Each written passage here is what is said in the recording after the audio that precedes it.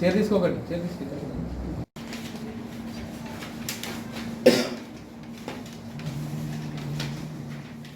MRO గారికి మా SI number కూడా ఇచ్చింది.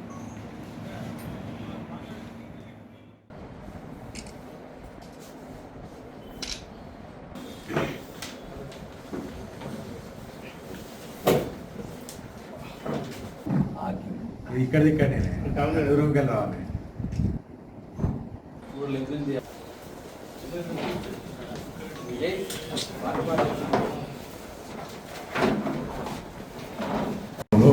చిన్నగినాల వద్ద టౌన్ సిఐ గారు మరియు ఎస్ఐలు వెహికల్ చెకింగ్ చేస్తుంటే అక్కడ తనిఖీలు నిర్వహిస్తుంటే ఇద్దరు వ్యక్తులు అక్కడికి వచ్చారు.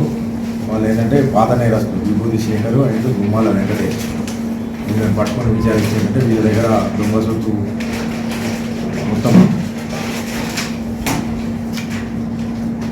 72,700, 66,700 క్యాష్ మరియు 8 తులాల బంగారం, 8 తులాల వెండి దొరికింది.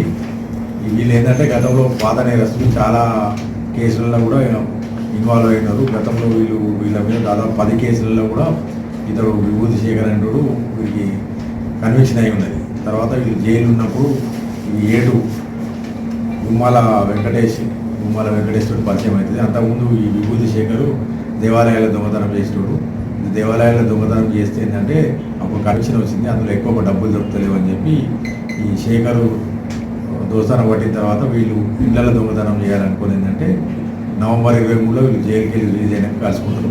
నవంబర్ 23 నుంచి ఇక్కడ మన జగిత్యాల పట్టణంలో దాదాపు 7 కేసులు మనం ఇంటికి దొంగతనాలు చేస్తాం. దాంట్లో సంబంధించి మనం ఈ సొత్తు రికవరీ చేసాం. అందులో క్యాష్ వచ్చేసి 66,700 క్యాష్ వివిధ కేసుల. తర్వాత 6,800 తులాల వెండి రికవరీ చేయడం జరిగింది.